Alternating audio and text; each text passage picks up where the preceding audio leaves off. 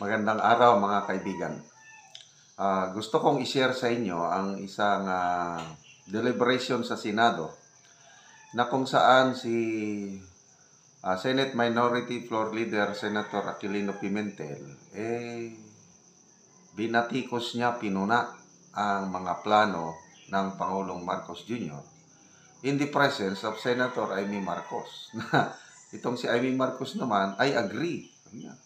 Inuuyunan niya yung pagbatikos ni Senator Pimentel.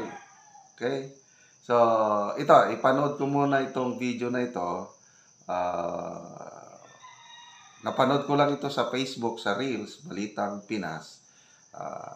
Ang mga programang binatikos is yung 20 pesos per kilo na bigas, electrification program, housing program, at iba pa. Tapos tinawag niyang garbage, basura.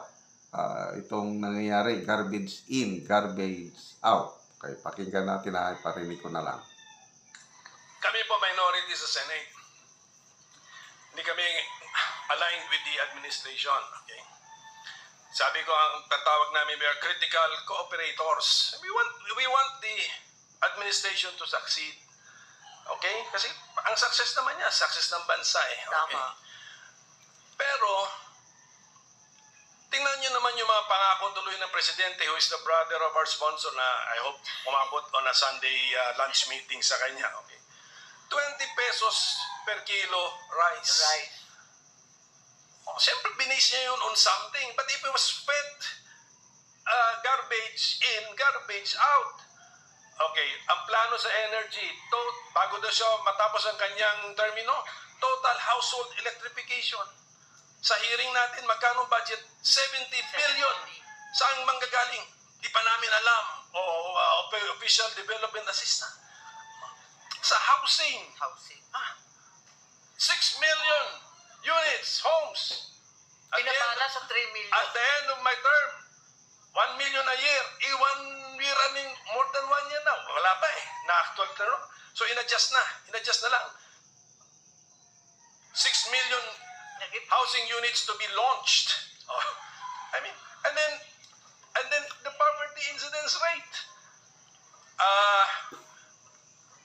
No, I share the minority leader's frustration, and I do not know the president very well, but I know he has interest in mathematics. Yes. Okay. Alam ni Ate siguro yan. Okay. He's math and physics major po. Math and physics. Okay. Yes po. And then he always mentions governance being science-based. Okay, science-based. Pag science-based means you analyze the data, make your conclusions, but the data are researched. Iba-ibang klase research, theoretical, and of course the on-the-ground research. So siguro it's time for this administration to shape up in the first step. Let's have accurate data, collect accurate data so that the scientific-based decision-making process of this administration will really be effective and based on realities on the ground, Mr. President. Yes, I think we all share your frustration, and that is why Listahan ng 3 will now be folded. PSA hopefully is strengthened and fed through the CBMS system. And that way we get a more coherent picture in the Philippines. When the sponsor says, Mr. President, Listahan ng 3 will be folded, ano yung perang abandoned na? Discarded na? What is it? When is it folded? Folded means? Kasi yung listahan ng 3 is going to be the last one. Ayon sa batas, siya na yung huli. Matapos yun, PSA na at yung ibang authorities ang magbibigay ng datos. So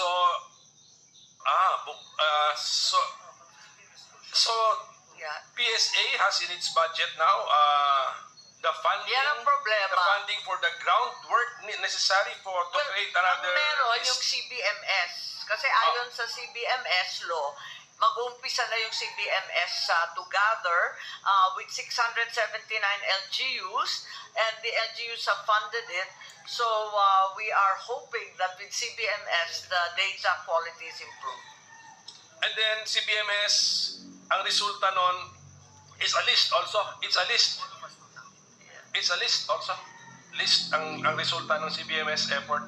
It's also a list. Yes, I think it will be a more detailed list with actual names and addresses, similar to listahanan with hunger incidents, housing conditions, and so on, fed through the PSA modules, and then all the departments will have a uniform set of data.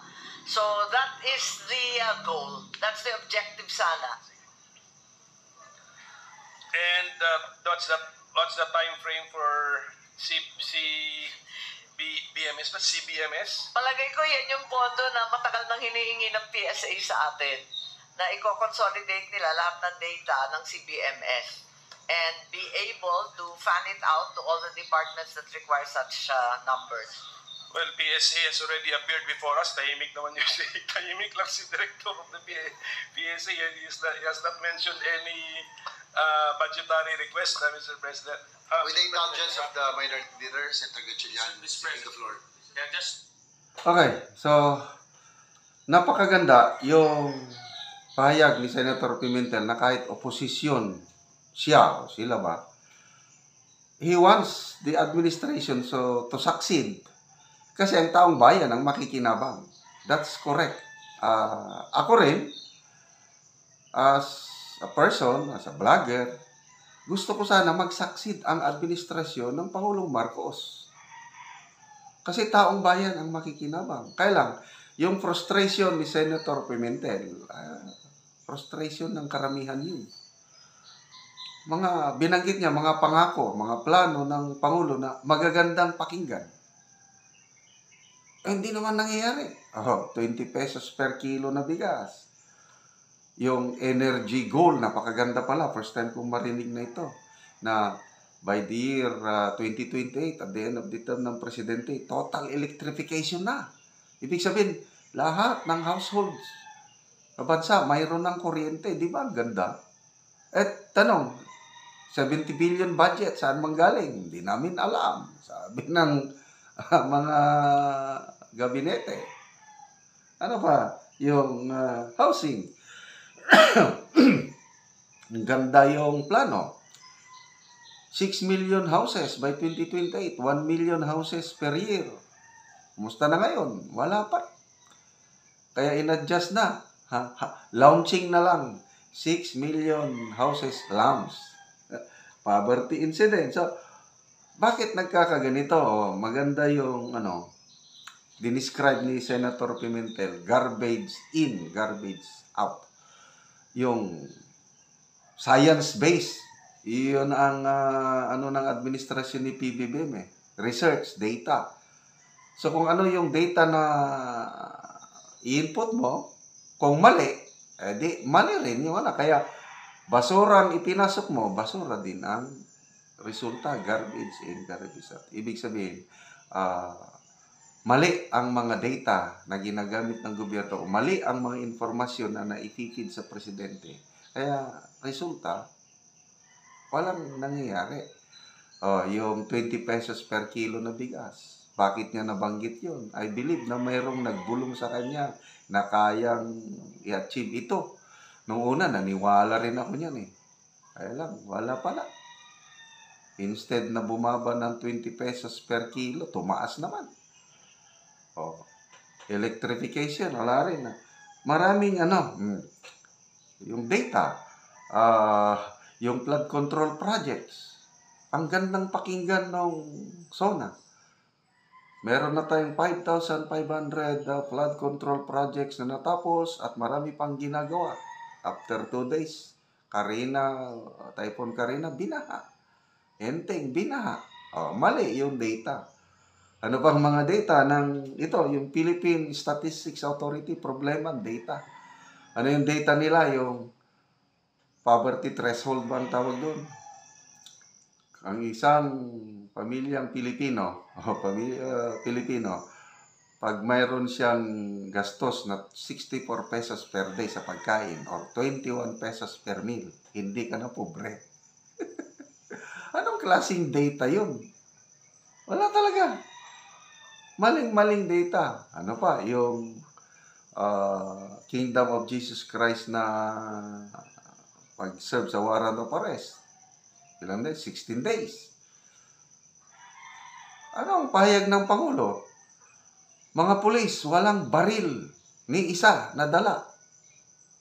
O bakit ganun ang statement ng Pangulo?